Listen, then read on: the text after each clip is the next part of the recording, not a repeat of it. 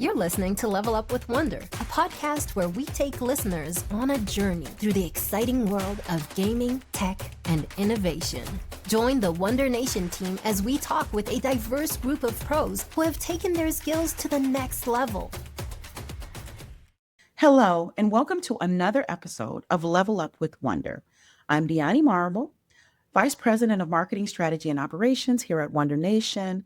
And today we are joined by Bukky Osifeso. Bukky is the founder of the TAG Group, an AI-native HR consultancy that brings senior people leadership to small and medium-sized businesses, founders, CEOs, and C-suite. With 20 years of experience across Amgen, Disney, and Netflix, she now builds modern people functions for the businesses that need them most. Bukky, welcome to Level Up with Wondr. Thank you. Thanks for having me. Excellent. We're so happy to have you. Let's start by discussing your background. So tell us about your background in HR, from corporate roles and biotech to entertainment companies. What did that path teach you, and what led you to start your own firm? Oh, I love this. So it's interesting. I spent, like you said, 2 decades in people and culture. I did it in 2 different worlds, biotech, Amgen. The stakes were high. It was all about science and regulation and people's lives. And so you learn rigor, you learn how to ensure that your judgment is spot on because, like I said, people's lives are at stake, right? I moved into entertainment and at Disney and then Netflix, where culture isn't a soft thing on the side. It's actually the competitive advantage. Netflix will tell you the culture is the product. What both worlds taught me, as far as I'm concerned, is that people problems are the same everywhere. What changes is the speed and the stakes. I started TAG Group because all of the senior level thinking sits locked up in companies that have enough funding to hire a chief people officer. And I wanted to just put it in the hands of everyone. Excellent. So when you think about founding your company, what gap were you trying to fill? I was trying to fill access. Just like I said, I wanted to put it in the hands of everyone, the senior level HR services. When you think about a founder who has a 40-person organization or a nonprofit or a tech startup, they're making their highest stakes people decisions of their lives in that very early days. Who you hire, who you're going to let go, how to build a culture. And you're either going to get junior support because of affordability or you get nobody and then you start winging it, right? And the senior judgment only shows up once you're big enough to pay a full-time executive. For me, I think of that as backwards. The reason for that is because the early decisions are the ones that are the most critical and they compound over time. So TAG exists to make senior people judgment accessible at a stage where it matters for me the most, not at the stage when you can finally afford it, because then it becomes too late. Absolutely. So talk to us a little bit about the types of companies that you typically work with. Small to medium-sized businesses, startups, tech startups, Series B funded, different industries as well. I'm industry agnostic, but the most important factor that I pay attention to is really an organization that has gotten to the point where winging it no longer will serve them going forward, and they've outgrown winging it. And so for me, they're also not big enough to have an HR department, but they need senior level judgment and expertise. And that's where we come in. And I would assume that variety, working with different types of organizations, is exciting too, right? Oh my gosh, it's so exciting. It's so different because one day I'm working with a marketing agency, next minute I'm working with a nonprofit. It spans the gamut. And honestly, the exposure and the experience for me has been really rewarding. So as much as I think I'm bringing into these organizations, I'm taking so much away from just the exposure and the experiences that I get to have. And then what happens is advantageously to my other clients is I can do this exchange back and forth. And as I said before, I had biotech and entertainment and tech, but now I can reference a CPA firm and I can reference a nonprofit and I can reference a marketing agency. And so they're all, at the end of the day, a lot of synergy, especially when it comes to people. I also believe in that, being able to get these best practices from different industries, right? And how do we learn? And when you have that visibility across different types of companies, you really have that opportunity to bring it all together and be able to help your clients, I would assume, in the best fashion there. That's exciting. So you've rebranded your firm as AI Native. So if you can talk to us and share with our listeners about what prompted the shift for your organization and what that means for you and what does that mean for your clients? So let me just be clear about what AI native does not mean. Okay. It does not mean AI runs your HR. I just want to be clear about that. It means it's the quiet engine underneath the work. It drafts, it accelerates, it scales, like a lot of organizations are using AI for. But the judgment stays human, right? The shift happened when AI got so good at drafting, and suddenly the expensive part is actually the senior thinking. And then the time got cheaper, where you would bill organizations and say, hey, this is going to take me 3 months. And because it's going to take me 3 months, I'm going to charge you X. Now you're worried less about the time and you're more worried about the output and the quality of the work. And so for a client, AI native means senior level work product at a speed and a cost they couldn't get before. Because the thing you're paying for is the judgment, but it's still human, right? And my line always is you can start with AI, but you don't finish with AI. Absolutely. And I think that as we have gotten all of this great access to AI, that some people kind of haven't gotten there. And we see that where there's sometimes this over dependence on AI with this rapid adoption. And so understanding that is a reality, where does the line between using AI and leaning on it too much lie? Like, where does that line lie?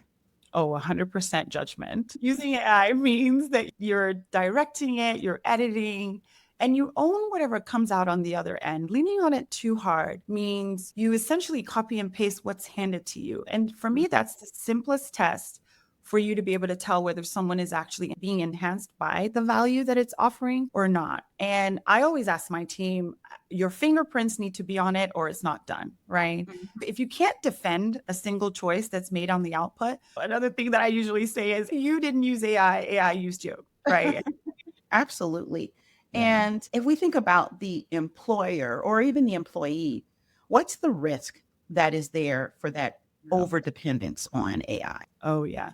So for the individual, the way I like to think about it is skill atrophy, right? And the positioning. So you stop being a contributor, you become a conduit. And a conduit is the easiest thing in the world to automate because you've literally made yourself a step between a prompt and a paste. For the company, I think of it as homogenization, right? Everyone's using the same handful of tools. The work starts to sound the same, looks the same. There's no unique difference between contributions from different employees or different departments. And when you're all using the same tool and the input and output is all coming out to be the same, then there's a real exposure and nobody's checking for the output. You're just essentially one confident AI output from a problem. And if someone is doing that copying and pasting, I know we've all kind of seen it in our jobs, they don't add their point of view or their judgment, or they don't put their fingerprint on it, like you just said. What does that tell you about their performance as an employee? Yeah, this one's interesting because I've had clients come to me and they say, hey, this person's been copying and pasting. I have to let them go, or they don't know how to use AI. And the first question I ask is, how have you helped them understand how to use AI? And I think we want to be mindful, right? Everyone's excited about what the value is that AI is bringing, but no one's slowing down enough to say, let me walk you through it. And here's how we will help it help us. For me, I think of this as a teachable moment before anything else. So an employee is doing copying and pasting. And for me, I won't box an employee in on the first pass or first, what I would say, error, right? Is take them, you have a conversation and you say, hey, this is how we use the tool. This is how it's supposed to help enhance your work. Essentially, you type a prompt. And if I think of, let's think of back in, I want to say maybe 2 years ago or so when AI first came out. I know I did it too. I would give a prompt. And once I saw the output, sometimes it was so beautifully written. I was in awe. I was like, wait a minute, I want to do this again. And then I was obsessive over how beautifully all the content was coming out. But then I started to poke and I was like, wait, it didn't have the context. So actually that framing is wrong. Do I have permission to actually change it? Oh, what happens if I do? Then I go ahead and do it. And then I see it gets better. And then I say, you actually got this wrong. Help me make this better. And then it makes it better. I'm like, okay, you know what I can actually do? I can train this tool to actually be better at what it's doing for me. And I think that's where the teaching moment comes in, is to help employees who are doing the copying and pasting, remind them, first of all, why you're here, the value and the impact they were already having before AI came on board, and to help them understand that it's an enhancer to their work and not the opposite. Yeah, so it sounds like you're talking about maybe some training and We hear a lot about AI literacy, and that's built in that training and knowledge on how to use the tool effectively. Yeah. So, do you have any examples that you can share if you've built AI literacy training for your clients? And if you've done that, what does that typically cover? Yeah. So first of all, I think the first thing that people misconstrue is that AI literacy is just knowing how to prompt. And for me, it is not. AI literacy is knowing the limits. And so when we've sat down in an organization, we think about when to trust the output, when to overrule it. That's where the literacy training comes in. And we say, what departments are the overuse of AI or an extensive use of AI not allowed? So, for instance, on the legal side, it might be a summarization or collating of notes from meetings and things like that. Will it draft a contract? Probably not, right? And so, one of those things is really being clear where it's actually useful and where it actually hurts. So, training is the difference between a team that uses AI and a team that gets used. And the gap for me continues to widen as the tools get more and more confident, and it continues to evolve. So 1 minute we're having a conversation about ChatGPT, and the next thing you know, Claude is on board. And now we're having a conversation about Claude. So I think the general through line is to make sure that we put controls in place that help people understand where the human touch is essential, how to make sure that we're actually knowing its limits and when to use it, when not to, and everywhere where a human touch is absolutely non-negotiable. We know that in your firm, as an AI native firm, you use AI, your team members use AI. So, can you walk us through or share an example of where AI provides that draft or provides that initial piece and then human judgment takes over, like a live example of that? Yeah, that's a good one. So the example I can think of is one recently where we were trying to rephase the culture for one of our organizations. The beauty of it is we did intake from the leaders. We had several meetings with several members of the team, and with the use of a Firefly is another really great AI tool that we use to take notes, is we made sure that we took that along with us to every conversation. We brought all that together. We did a dump inside one of our tools. So again, prompting, right? Help us pull the values that you heard, synthesizing it all across the board. This type of work typically would take a couple months, depending on how long those meetings are, where those meetings are, where those employees are, and those leaders are. And we brought all of that together in a matter of a couple of days. The reason for the time frame actually was how long the individual meetings took and less about actually pulling the work together. But what we did was we used tools. So we used Claude in this case. Everything that we received from all of those conversations, we synthesized it in the tool. It allowed for us to draft at least an initial values and also a summary of areas that were really critical. It also talked about areas that the organization has as subtle elements of their culture that they hadn't talked about would be actual parts of their culture. And so we brought all of that together, put it in front of the client and saying, react to this. That reaction then is the iterative work back and forth. Eventually, we landed at a point where they were proud of the values that were created. They were proud of the actual culture manifesto that was created. But the time frame that we used to create that, like I said, was way shorter than it ever had been in the past. And the output was significantly more sophisticated because then we were even able to draft how to use this, when to bring this in, ways of implementing their culture across a time frame. And we continue to use that with our clients and has been exponentially additive to their work. That's awesome. I love that. With AI and all of the ways it can bring forth this work that's impressive or does things that, like you said, maybe would have taken us months or weeks, and now we can do it in days or hours. We know that people are potentially walking around thinking that, hey, AI is going to take my job. And when you hear that, whether that's from your clients or from your employees, what is your response to that? And what do you believe is the actual reality? Yeah, I hear it constantly as well. And here's the honest version, in my opinion. AI takes tasks, not jobs, specifically drafting tasks, right? The Yeah. people genuinely at risk aren't the ones using AI. They're the ones who have somewhat put their whole entire role or career into the hands of a tool and see themselves as utterly replaceable by a tool. So the answer isn't to compete with the tool, it's to actually move up towards context and judgment and value, relationships. and decisions, right? It's interesting, even in the HR world, back in the day when I was on the corporate side, there was two types of HR camps. The HR folks that are very human-centered, EQ, very high. They sit across the room from someone and they can easily tell how they're feeling, what they're thinking, how a piece of news is going to land, because again, they're really intuitive in that way. That's one camp. The other camp was the technically savvy camp, the camp that could spin up a deck and put together a whole performance improvement plan and process and all of these tools and framework. And then you bring those together and they become a powerhouse. Today, that second camp, that's your AI tool. So Absolutely. for the folks who are sitting in that second camp, what they need to be thinking about is how can I borrow, enhance, call up some of that knowledge that they always had, but probably suppressed because they were always being rewarded and pat on the back and promoted for the frameworks and all those things that they were building. Now, what's really needed is your context, your value, your intuition, your human touch. And that difference, I think, is where people really need to rely on and to say, hey, I actually have value to add. I might need to pull myself up just a little bit so that I remain a constant in this evolving world. Yeah, it's like just changing that perspective and being, I think, more aware of like, where does my value lie and how can I make sure that I lean into that value and not feel like this AI output is the value. That's not your value anymore. Your value is that higher level thinking. You can embrace the technology, but not be as afraid of what's going to happen down the line.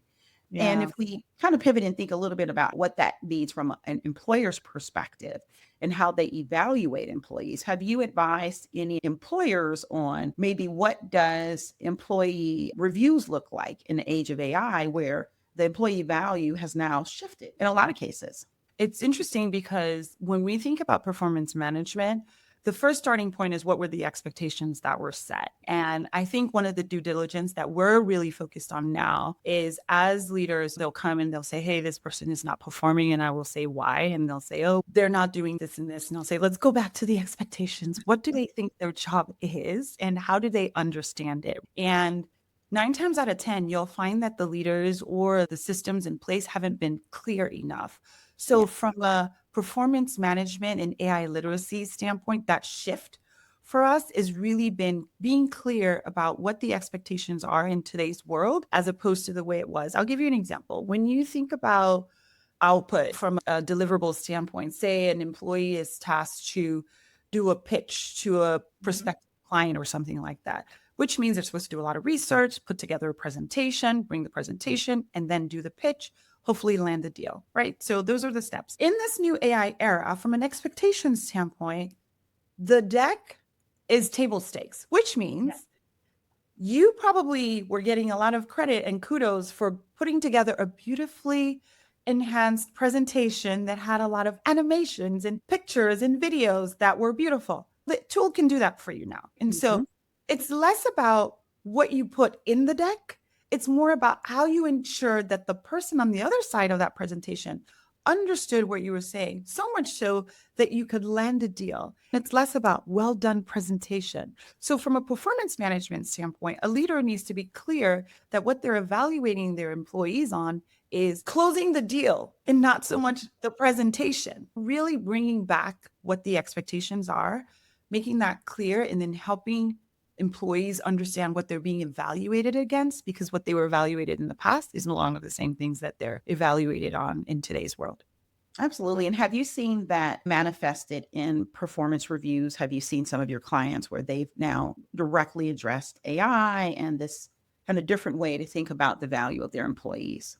Yes, absolutely. A number of the organizations that I've been working with, it becomes part of the expectations in every role. We expect that everyone is becoming an adopter of AI tools. We don't expect everyone to be dependent on AI tools. There's a difference between adopting and then dependency. It's interesting because the way employees would want to get promoted or want to get a raise, the way they would describe their own performance, in some cases could be things that now AI actually can navigate. And now what you're being assessed against and being promoted against is really about your value, your judgment, your thinking, your decision-making, your ability to enhance a process using a tool. That has been a real game changer in this space. And knowing that, how should companies think about developing talent and ensuring that they have skill growth. What they maybe thought was the expectation before has changed a little bit, where they had their skills may be changing. So how can they ensure that their team members are still growing in their skill sets? Yeah, it's a good question. The first thing I would think about is when an employer is evaluating individual skills, especially when they're adding in the use of artificial intelligence, is saying, where does the judgment or the enhancement come in? And that skill set is actually where the focus lies. I have a law firm that I'm supporting, and when I think of how they're helping their paralegals enhance their skills, it's when they are reviewing the documents, what are the things that they should be paying attention to that are risk related? They used to do this in the past, but I think now even more. And so when you think about any part, any organization, any industry, any function, any job, what skills matter the most? And to the point you made, enhancing those specific skills as opposed to the entire job. I think that we'll be in an era where people's jobs will be more skills-based and output-based and less about the classic, here's the job description, here's the role, here's the title. And it will just be, I'm an HR practitioner. I help build businesses using people at the forefront. That skill is what matters now more than me saying, I was a VP of HR and I did XYZ, right? Great, but what's the skill that you bring? What's the unique differentiator in you and your work that you bring to this space that helps enhance the business? And I also think there is an element of efficiency. We're so much more efficient, right? Something that would have taken 2 weeks can now take an hour.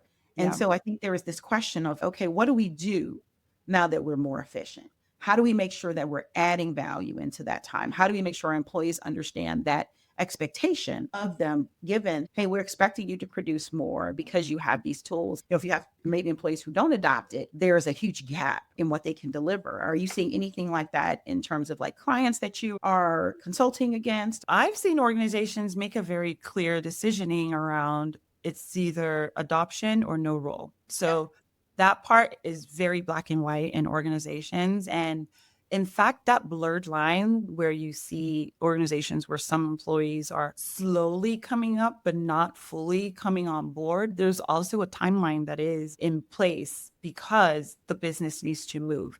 As far as additive contributions, because now we're more efficient and we're faster, you find that actually organizations, and I think it was Alicia Little, who is one of the greatest voices in this AI space, and I think she said it recently, that she's actually hired more humans in this new AI era than she did in the past. And the reason is because she's now able to do more. And I see that even in other organizations that I support is the thing that we thought was our 5-year plan has now become our 6-month plan because we can do it a whole lot faster, which now means we get our skill levels up, getting funding faster. We're able to develop even more. And so, yes, the ask of employees to do more is very much at the forefront. But I think what needs to be clear is not more to the point of burnout. And I want to be mindful to say the folks that have actually been using artificial intelligence, the early adopters, to a certain extent, have been misunderstood as the trainers, the owners, the ones who are